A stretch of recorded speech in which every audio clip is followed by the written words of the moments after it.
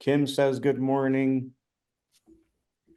We normally just wait for a couple more minutes for people to kind of pop on here. So before we get started, Jim is going to try to make it to this call. If he can't make it today, he apologizes, but he said he should be able to listen to most of this or read it or be able to be on. Pam, one of our last speaker on this, she did an amazing job last month. If you guys didn't get to hear that, that was like a $500 course she gave you guys as a free call last month. That was amazing. She did a really good job with that. So I appreciate her for putting that together. That was really, really good. Like I said, I think he's landing right now or just landed. He's gonna try to be with us a little bit today. But I'm kind of filling in this morning for him. I'm going to share my screen and just kind of get started here. We have a good call today. I'm excited about the call today. Got to spend a couple days with Eric in a cabin. How was that on your end, Eric? Was that a good weekend? I thought it was a really good weekend for me. I needed that actually. Yeah, so in order to get to that cabin, we made a donation for Share the Love and had no idea how valuable that was going to be, and completely shifted a lot for me and my wife and our business, and just loved getting to know you a little better and Anthony a little better. I've known Jeff for a long time, and just getting to know y'all a lot better. So it was really nice. So I thoroughly enjoyed it. We even had a lawyer in the room, so got to ask some legal questions. Yeah, it was really good. It was really cool. Had a great meeting. If you guys get a chance to do some of these small, I really do think that like the bigger they get, the harder they get to be really intimate and to really kind of get in. But you can get to some small mastermind groups, 5, 10, 15 people maybe at the most. Those can be super powerful. I just got to be with Eric and it was great. So welcome to everybody. Welcome to this call. Eric Vogel is going to be our special speaker today. I'm excited about hearing what he has to say. I don't know if you remember this, Eric, or not, but my brother, who I was telling you about a little bit about, that I thought would be really help, for what you have to say would be really helped by it. I actually got him on this call today, so I'm happy to have him on here today. So I think it'd be really good for him. But Eric's going to talk today, and I'm excited. It's not going to be all about real estate. A lot of these calls are about real estate. This is going to be more about life. And I think we need to hear this, and especially in the economic times that we're in today. So last month, like I said, if you guys didn't get to see Pam Fisher, I promise you, go back and watch the calls. They're on the website. And I promise you, if you want to get into mobile homes, manufactured homes, like there's not a better free hour that you're going to get than Pam gave us last month. She really went into detail on how to make, $50,000, $100,000 on some of these houses. And she did an amazing job. Thanks. Some events coming up I want to make sure you guys are aware of. Well, first of all, I don't have a slide for this because things kind of got all jumbled. And last minute, I have people out of town on my team. But the lending conference for private lenders or private borrowers that was supposed to happen in Orlando a couple weeks ago got canceled. So it's bad news and good news. It's bad news because it got canceled. It's good news because if you didn't get in, they did open up some more seats, and you guys can still log on and go on and be able to go to that. So I think Reeal is going to post a link to that, guys, here. So if you're interested and you have not booked that, I think it's in January. If somebody knows, if they want to put that in the chat when those dates are, I believe it's the first week in January, which is a great time to go to Orlando, guys. So if you guys want to go to that, also Investor Addicts Cruise is coming up. I don't even think these prices are right anymore, and I don't think there's very many rooms available left. So if you do want to get in on this, you're going to have to book this soon. A lot of people in our community are going to this. This is probably the biggest cruise that we've done in the last 5 years, honestly. Like we used to do some cruises where there was 200, 300 people on the cruises. This one's going to be one of those, and we haven't had one for about 5 years. So probably 2018, 2019, I can remember in our community. Jim's going to be at this event. A lot of smart people are going to be there. You guys are going to want to be there. So make that happen. And then also, if you haven't signed up for Dealmaker 2025, March 18th through 21, I'm super excited about this. I know Jim is as well. It's going to be his biggest event he's ever done. And we're excited about this event too. I think Freya is also going to post a link for this as well in the chat. You guys can do that. And then don't forget about Dealmaker Gary 2025, September 4th through 6th. You guys can go to the website and order those or the videos as well. And then next month, we've got Forrest McGee, got to be a part of his local meetup group. Actually, when we were at that mastermind, we were just kind of talking about that mastermind with Eric and Sam and Jeff. We were all kind of together with Anthony. We got to be on a panel at Forrest's little group he's got there, and it was really cool. Forrest has got a cool story. He's going to talk about fix and flips, and kind of some unique ways that he makes money doing what he does there. But Forrest is just a really cool guy. You guys will really enjoy him. We're doing it a little bit different week, so just make sure you notate the date, November 19th. 11 a.m. Eastern time, 10 Central there, guys. We just moved it up a week for November and December because of the holidays. So without further ado, I'll just give the mic over to Eric, and I will let you guys go. Thank you guys for being here. Outstanding. Tom, thank you for everything that you do to help organize and facilitate meetings like this. I probably don't speak for most, but I hope I speak for some that without calls like these, it can be hard to stay on track sometimes. These calls are great to keep us in the loop. These calls are great to challenge us and get us thinking. Sometimes we just tend to just listen to podcasts or read some books, but it's great to just be around real people, sharing real things that happen in real life. So podcasts can be really great about sharing really, fictional, sometimes seems fictional stories about success. But in here, we're talking about real life stuff that are practical, and you find the people sharing that we can all actually connect and interact with. So your network is truly your net worth, and it starts in places like this. So Tom, thank you from all of us. I hope it's from all of us. So thank you for that. And also about our presentation today, he's right. I'm not just talking about real estate. I am passionate about helping people transform their lives. I am passionate about helping people to see the real them on the inside. So while we will have a little bit of real estate discussion in my presentation today, it's going to hopefully challenge you to think a little more inwardly about your investing. So I'm going to get into the share screen. I'm awful with tech. Is that showing up for everyone? Yes. All right. So I am the co-host of Dealmaker Atlanta, along with my co-host Joshua Boyd. He is a great gentleman. He actually was my mentor years ago when I was a teacher. He taught me how to be a teacher. And then 10 years later, I taught him how to be a real estate investor. So it was really great for us to share and switch seats on the mentor-mentee. And you're never too young or too old to be a mentor or a mentee. So that's like your first little thing to go ahead and cross over, is that you're never too young to be a mentor. There are a lot of young coaches out there that are doing really great things. There's a lot of, older folks out there that are learning that they are the mentee. So it's not a one size fits all. So who am I? Like I said, my name is Eric Vogel, and I'm super thankful to be here to share with you today my story, my journey, and a little bit of things that I've learned along the way. In this picture, I used to be a high school band director. That was me in my tails tuxedo conducting band. Band was an opportunity for me growing up to escape the life I had at home. And it was one of those stories of, if not for band, where would I be? I'd be probably like the other people from my small town. I grew up in a single wide trailer down a dirt road in the middle of nowhere, and everyone is pretty much, for the most part, still there. And lucky for me, band got me out. Band was that one saving grace of mine of, I have a talent, I have a skill. Sure, let it take me through college, let it establish my career. And then years later, I bought a house because, I was a first-time home buyer, loved this new job I was in. I wanted to be there. I wanted to be in the community. I wanted to just be all about it. And real estate was nowhere in mind for my thinking, investing, that is. And I bought this house on a VA loan, $0 down. It was great, 2.5% note. I loved it. And then my father got home from Afghanistan, and he was a DOD contractor out there, and he had a little bit of shell shock. And I said, you know what? I need to live with my dad. And I met my wife, then girlfriend, Tiffany, and our second date was her moving me out of this house and into my dad's house. So very interesting second date there.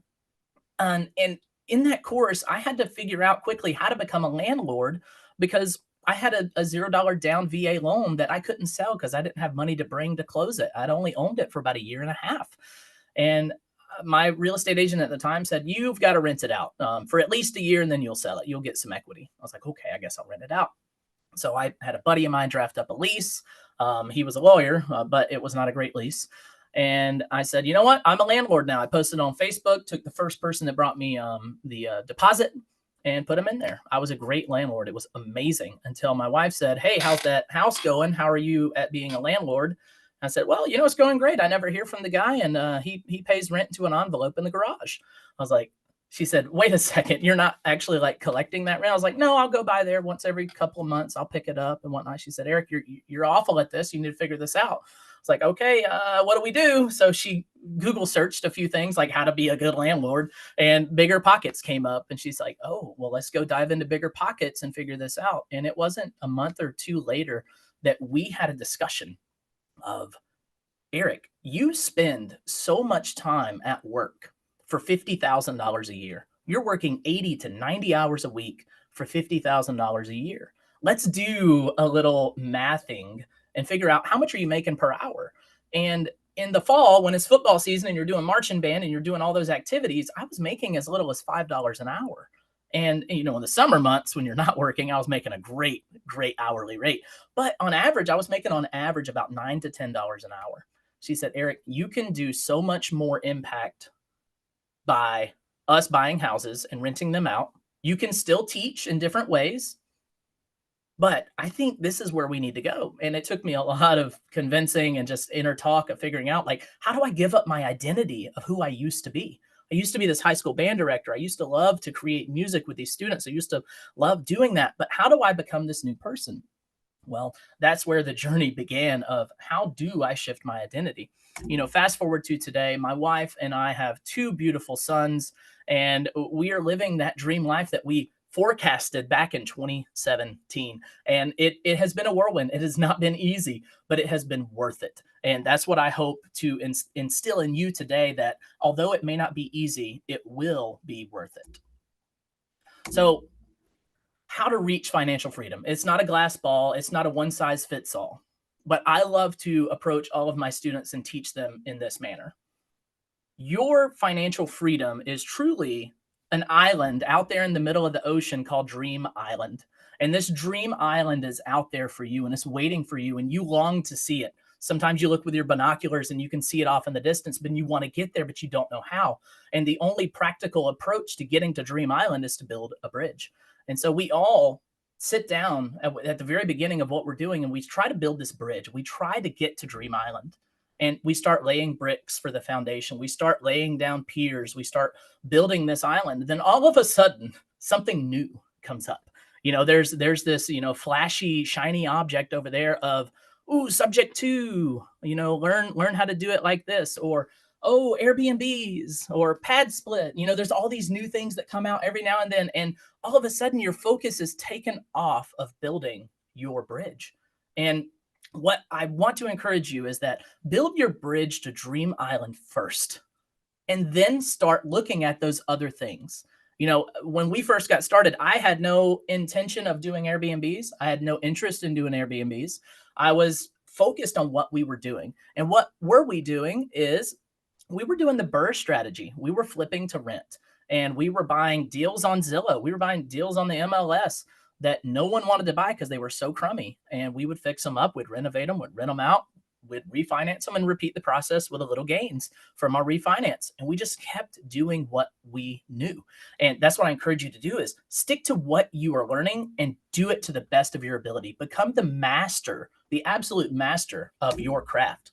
And then the next step is begin educating so much so that that is all you do. You know, educate so much. You know, when Tiffany and I got started, we took the TV out of our house. We unsubscribed from every single thing that brought us any type of like leisure or like luxury. We got rid of it.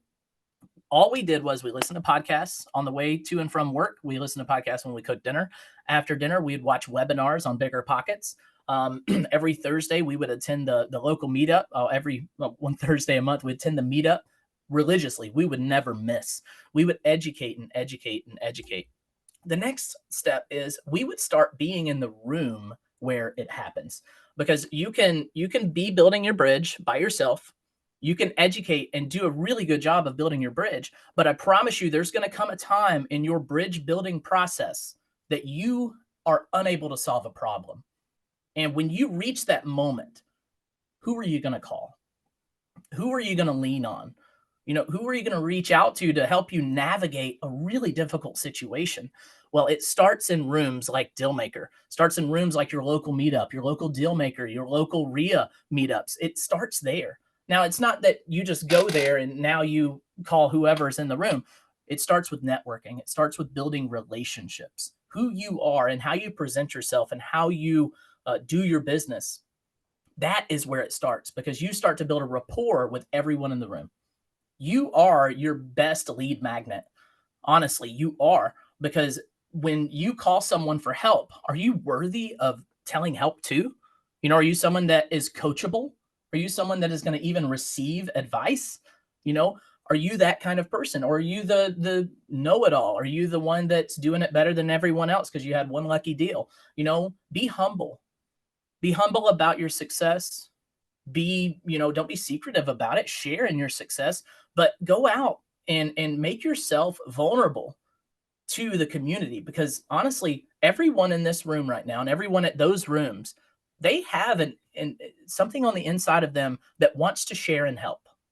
All of us do.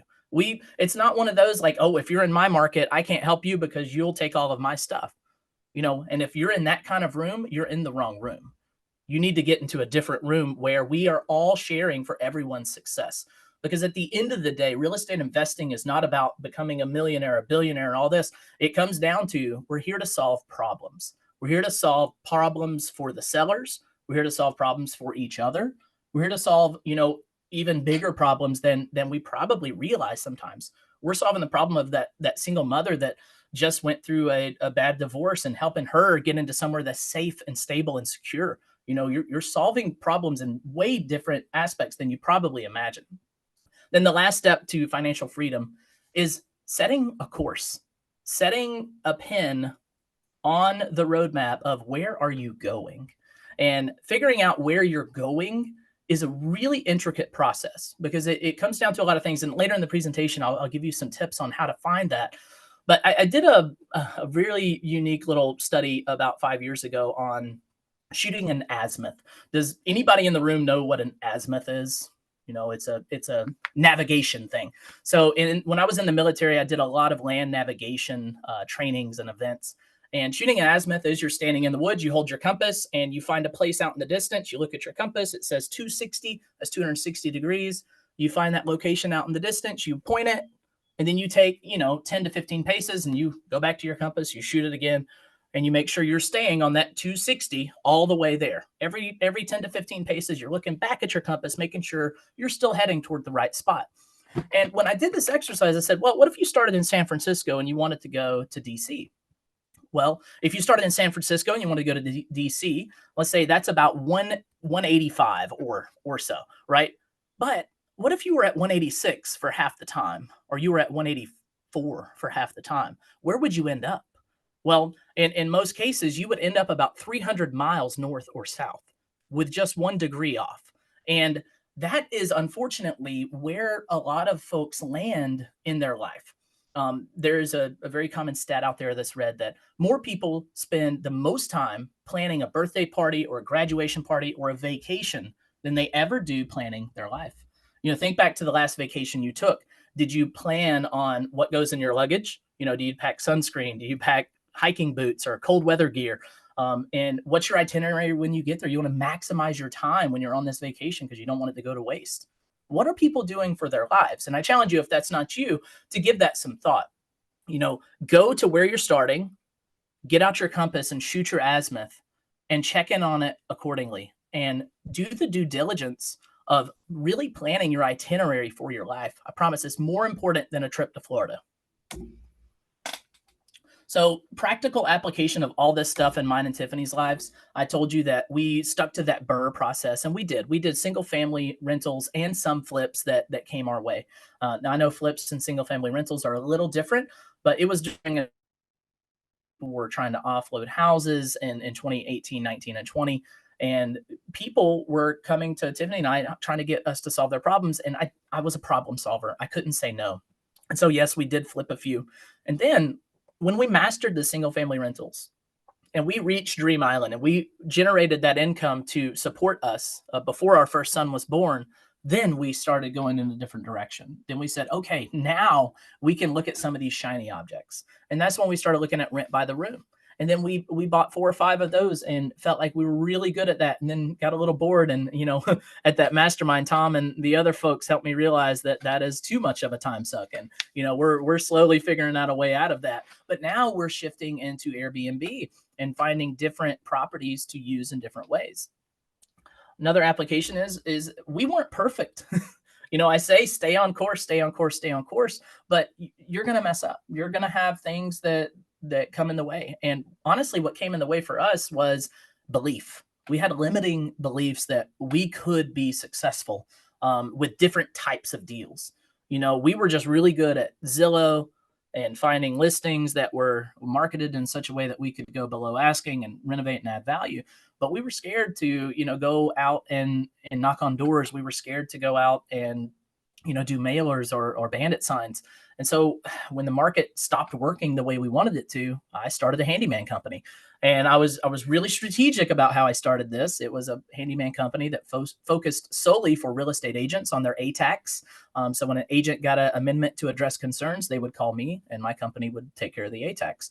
But the problem is COVID happened and I was in the National Guard. I was deployed for the Corona scare, and I was unable to run the business. And my wife, she was working her job. And so ultimately we sold the business. And that was something that really set us back because it was about 18 months of we weren't thinking about our one thing. We weren't thinking about real estate.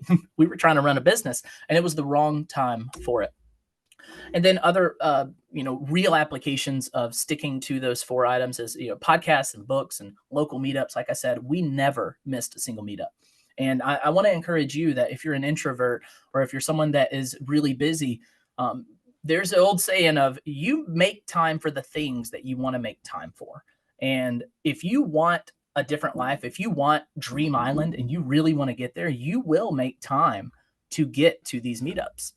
And so, and Tiffany and I, we did that. Thursday nights, we had band practice that ended at 6, and the meetup was an hour away.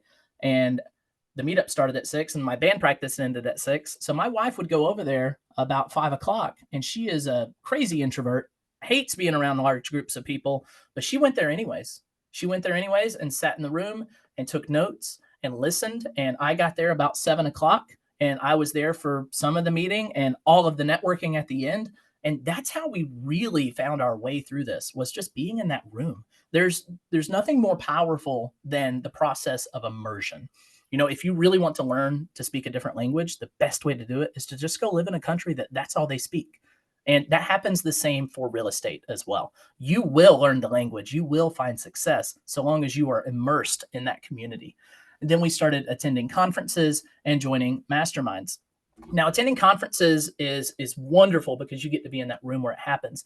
But the mastermind is like a conference times 10, because you get into a smaller group of people where you are available to be vulnerable. And it's a place where you can truly share your struggles. But more importantly, for me, it was a place where I could share success.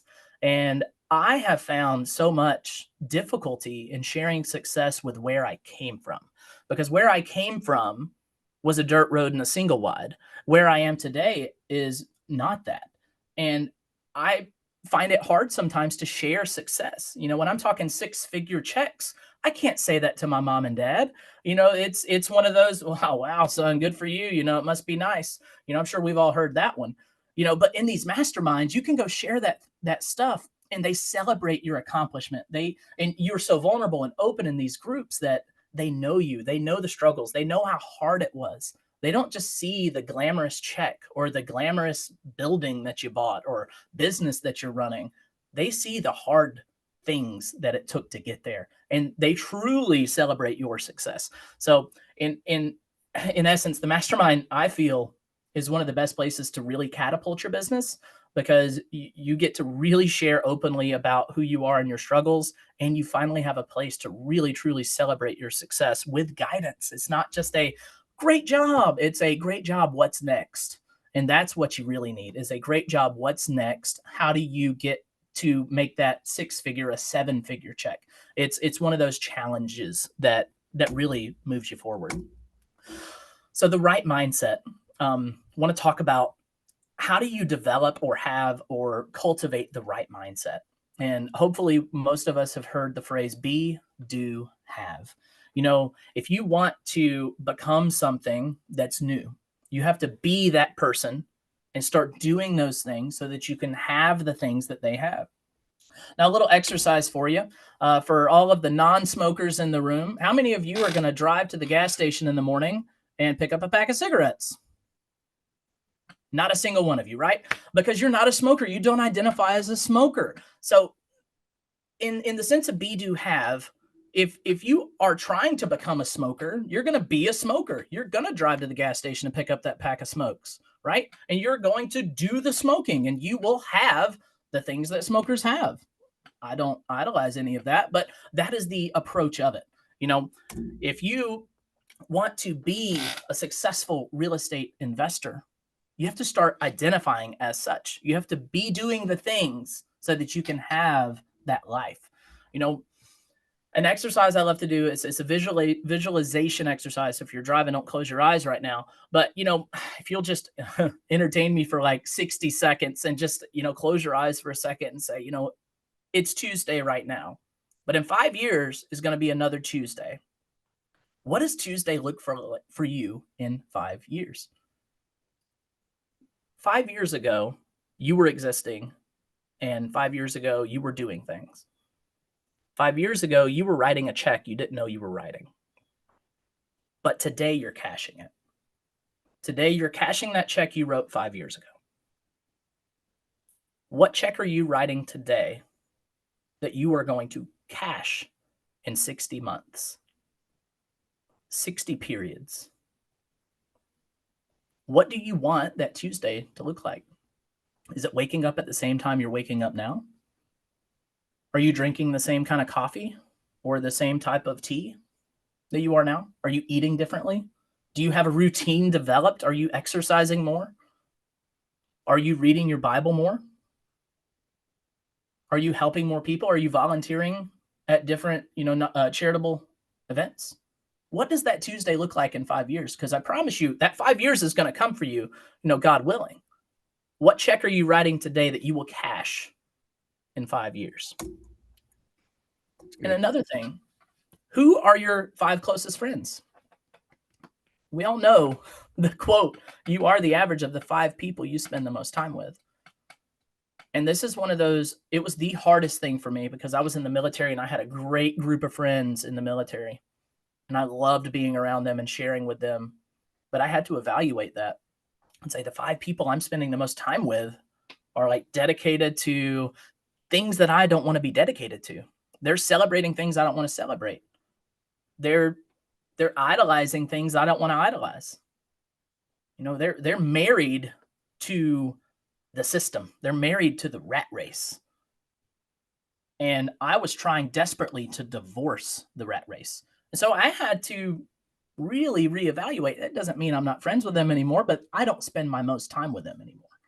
I still love them. I still care for them. I still reach out, but they are not who I persistently reach out for and seek after. And lastly, a part of the right mindset is having the identity. When someone comes up to you and asks you, hey, what do you do for a living?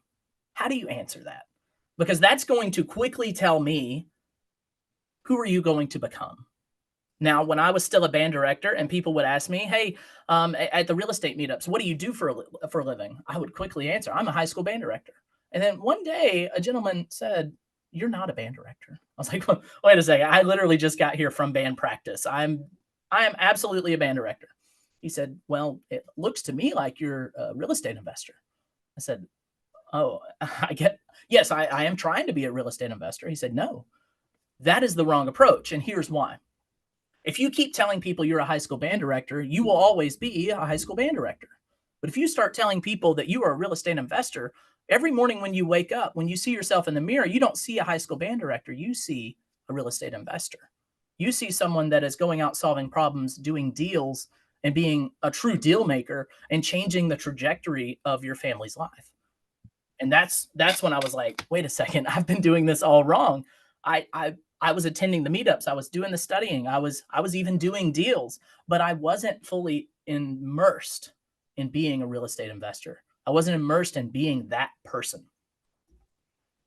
So this is that diagram I was telling you would come. It's the power of purpose. My wife and I assembled this many years ago of how should you structure getting into the right mindset and having an identity shift and seeking financial freedom. Well, it really all starts, and we all know this, it starts with why. Why do you really want it? And there are so many methods and ways to discover your why. And the method that I use, it takes about an hour and a half, 2 hours to really get down to the why. But in a quick version, it's, is anybody willing to participate in a why exercise with me? If you'd raise your hand, I'd love to bring you in. Tom? Yeah. Kim? Is that Evgenia?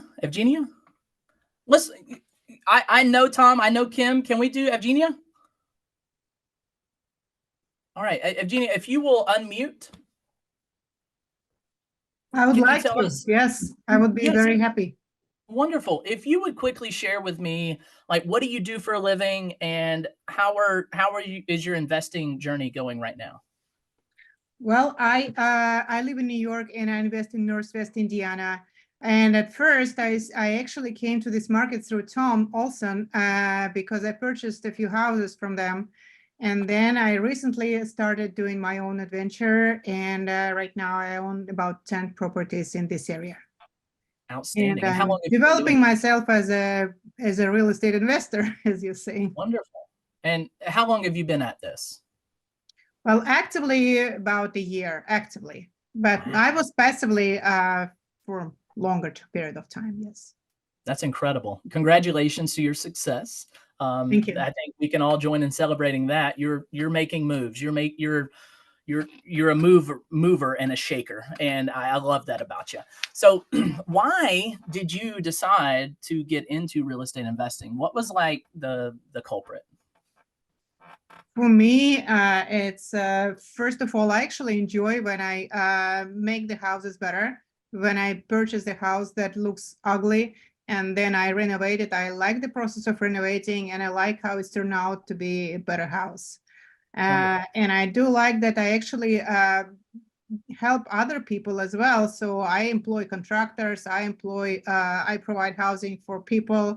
And this process, to me, it's kind of helping many people in an active way. Not just giving them money in the charge, but really like providing them with jobs and with services. So this is what I like about it. So I think this is my main why. And of course, financial freedom is a very important part of that. Very important. So what I just heard, and you can stop me if I'm wrong, you love the process of making old things new. Is that right? I do love the process. I love real estate. Yes. Yeah.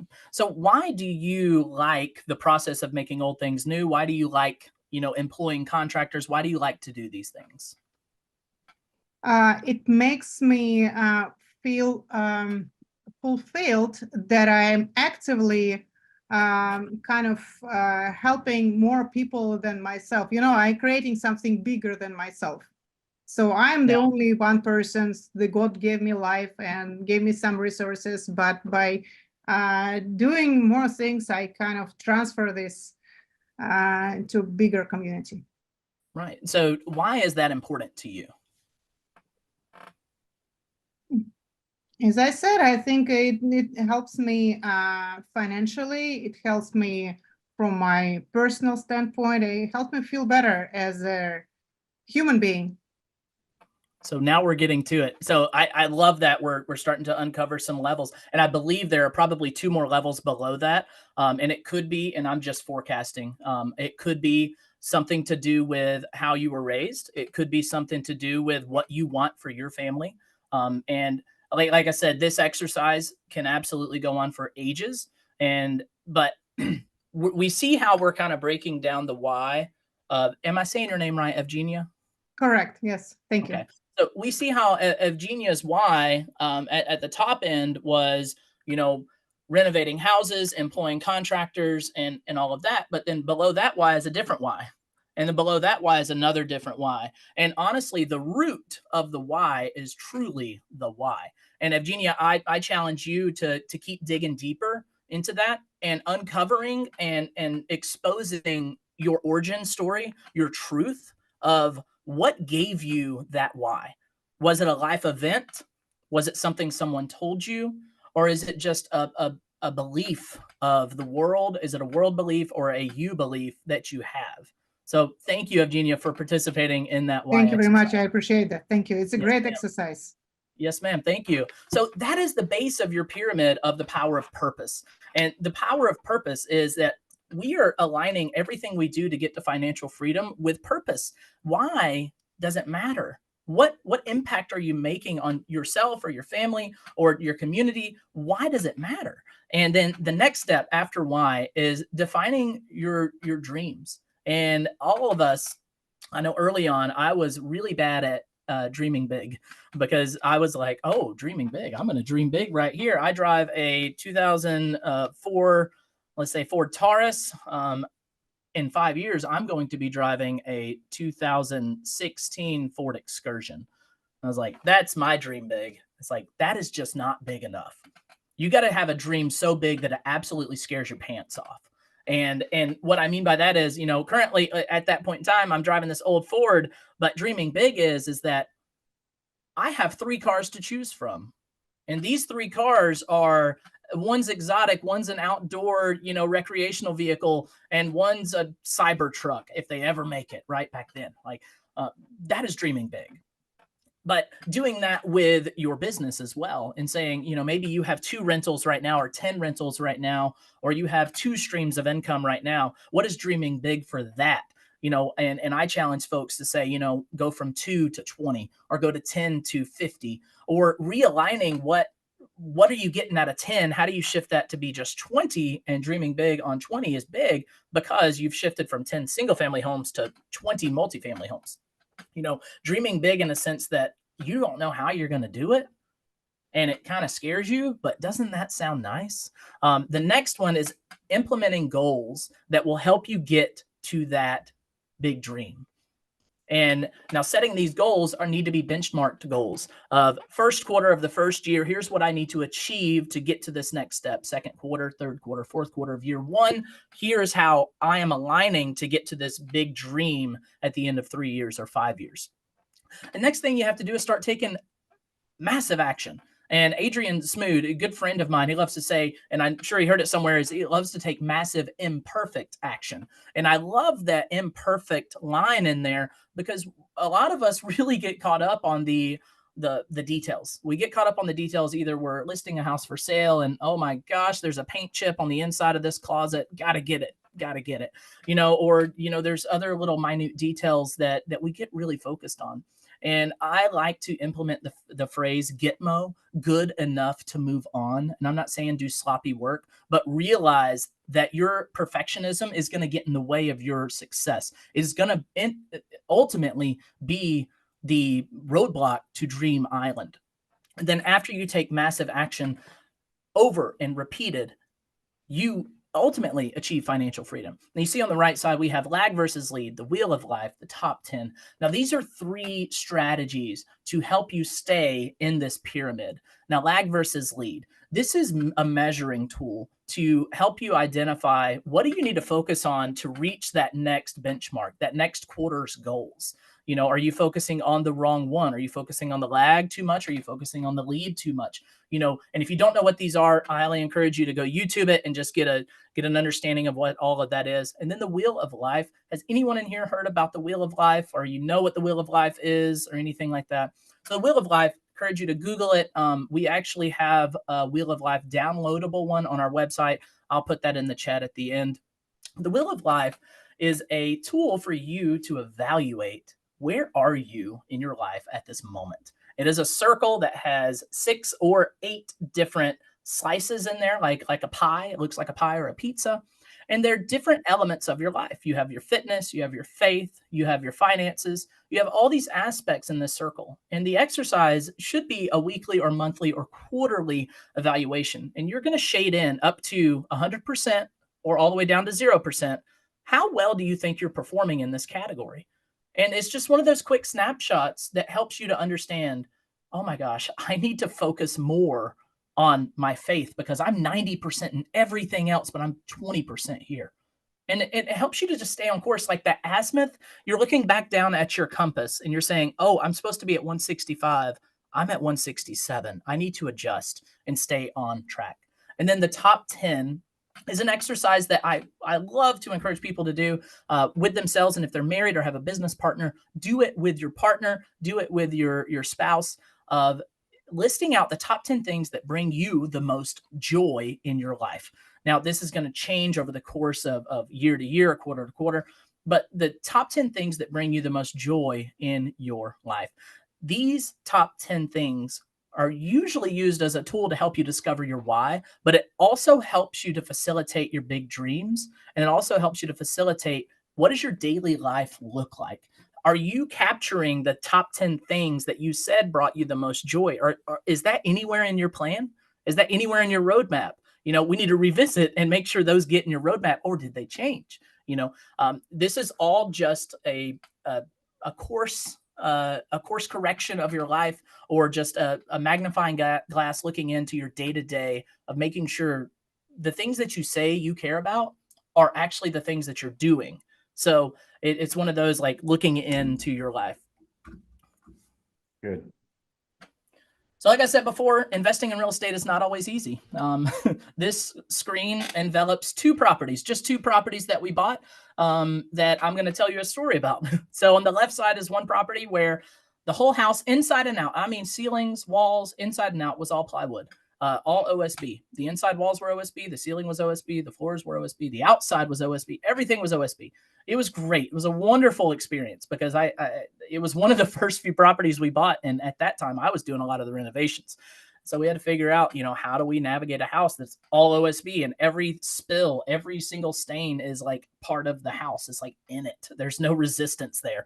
And then, you know, fixing a sewer main blockage after a marching band performance at a football game on a Friday night. It's 11:30 at night and trying to come home, but I can't go home because there's a sewer backup.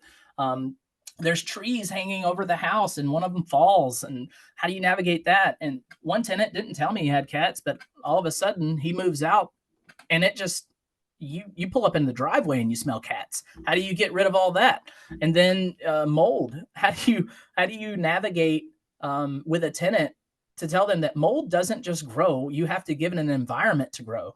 It's probably because it's 110 degrees outside. You have the AC set on 60 on the inside, and it's wet. Everything is wet on the inside. That's where the mold came from. And so navigating things like that. On the right side is a different house. We bought the house, celebrated with margaritas, went over to check it out afterwards, and I touched a pipe in the wall and it sprayed and exploded and flooded, like within hours of owning the property. It was great. And then the COVID happened, and navigating COVID, we made $4 in the year 2020 on that property. You know, how do you navigate that? And then someone flicks a cigarette butt off the front porch and burns down the front porch and almost burns down the house. You're renting it out by the room, and one of the members in the house invites their entire family to live in the living room on air mattresses. And then we have a roof leak that won't go away. And then Judge Judy is there for a reason, because all 5 evictions that I've ever had in my career came from this one house within a 3-month span. So how do you navigate that? Those were the hard times. And those were things that really helped Tiffany and I to weather the storm so that we could trade houses for hotels one day, because you will experience bigger, different problems as you grow. So those 2 houses, we exchanged those into the 2 houses on the left, those really raggedy, rough looking cabins in North Georgia mountains. And then after 11 months of renovations and the most elaborate delays, we ended up on the right side at these 2 beautiful cabins on the right. We weathered things like permits being reversed. We ran into state fire marshal interventions, sprinkler systems, fire encapsulations, ran into some type of different types of zoning ordinances. Had we not experienced all of this, there's a slim chance we would have been able to deal with all of this. So although your investing journey, wherever you are right now, whatever you're dealing with right now, however big it is, just know that God is not trying to cause you to fail. God's trying to train you to be successful at the next step. You know, I love sharing this, and that is, things never, and I mean never, happen to you. Things happen for you. And you get to decide why that thing happened. And how are you going to allow it to affect your life? So things are not happening to you. Retell yourself that story of whatever happened to you and say, why did it happen for me?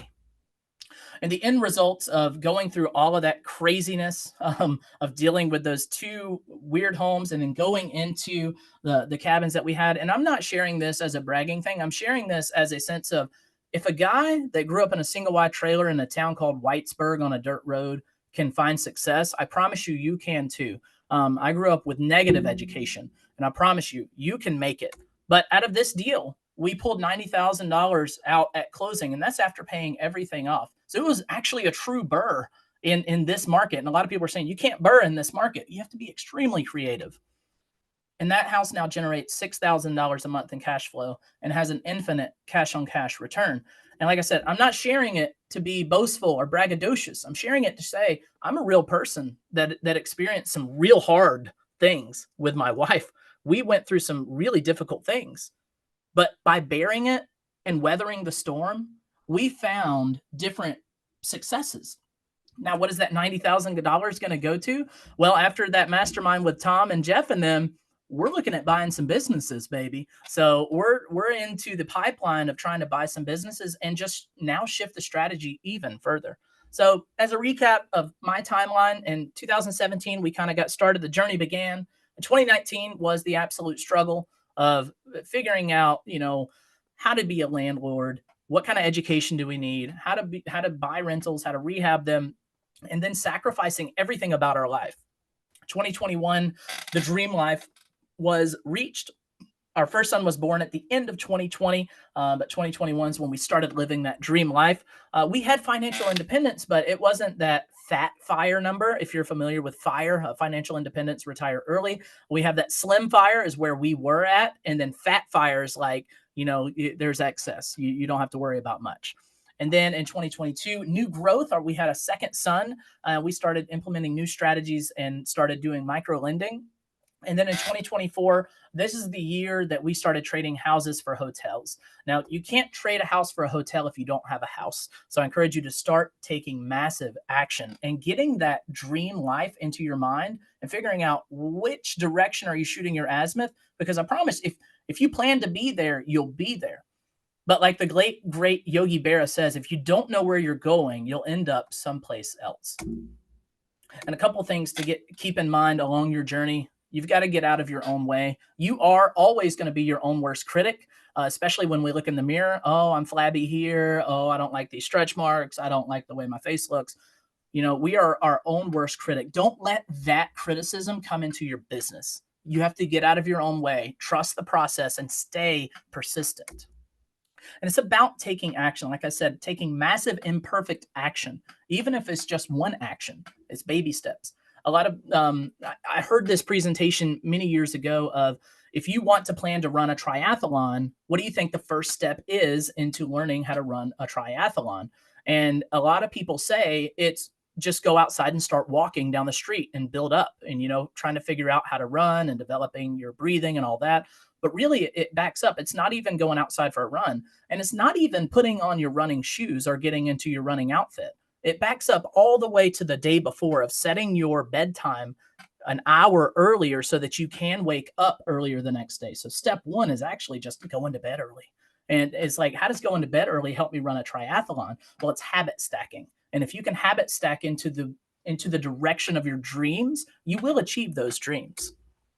And then perfection is your enemy. Like I said, Gitmo, good enough to move on. Don't use that as a way to be a slumlord, but use it as a way to not let perfection kill you. Develop an intentional roadmap. And that's what I'm all about, being very hyper intentional about which direction you are heading in your life. And that is my presentation. Thank you so much for letting me share today, Tom. If there are any questions or follow-ups, I'd love to hear them. Well, awesome. Thank you so much.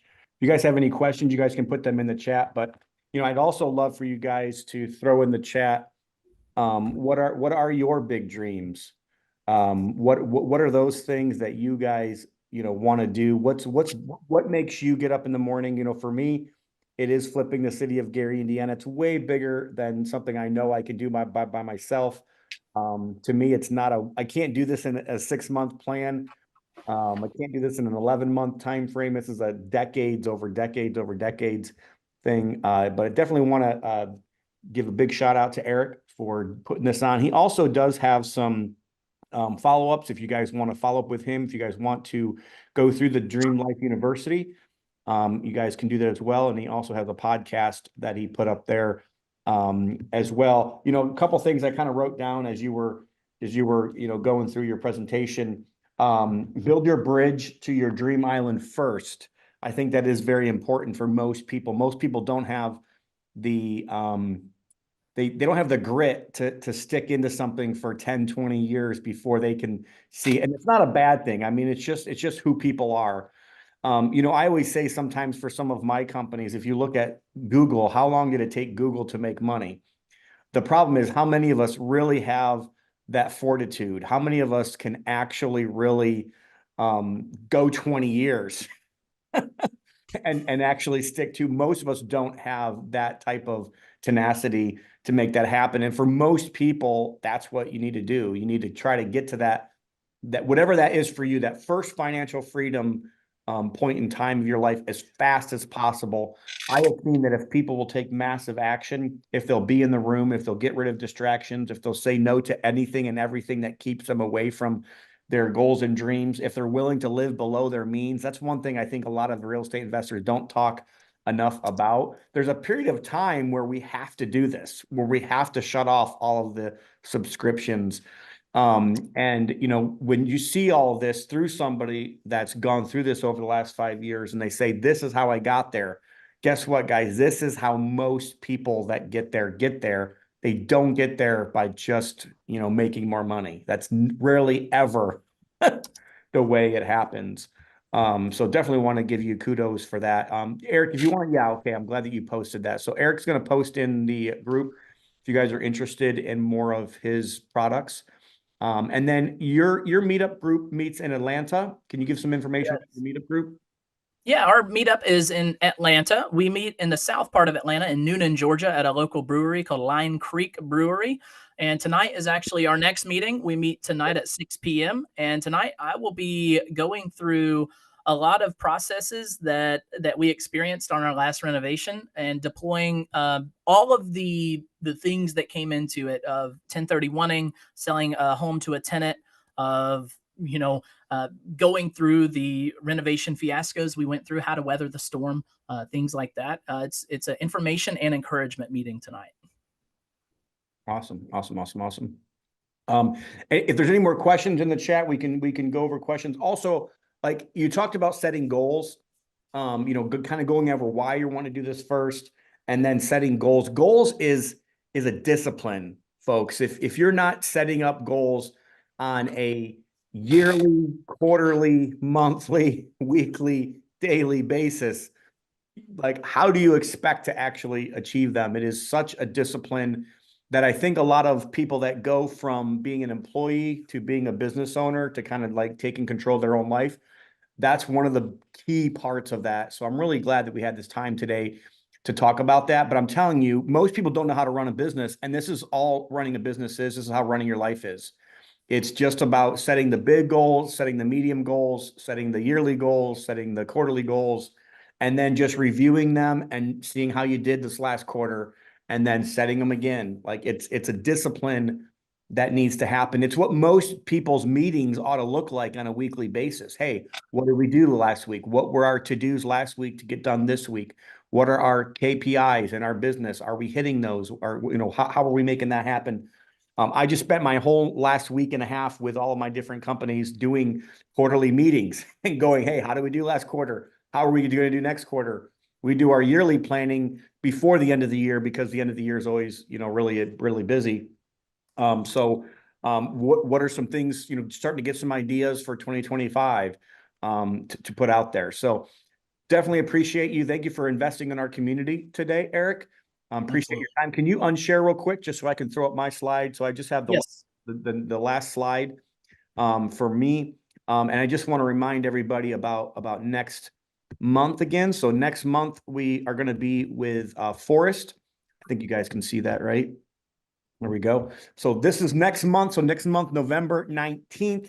I know we've got Lisa J, who's going to be speaking the third Tuesday of December about short-term and mid-term rentals. And then I think we've got another speaker, Philip Soares, is going to be speaking about another fix and flip, but I think he's going to be more like flipping mastery and avoiding big mistakes and deal killers in the end of January. So hope you guys have a good day today. Like I said, thank you again, Eric, for investing in our community. It was a great call, and it's a good it's a needed thing in our community, and it's a good reset for all of us. So hope you guys have a good day.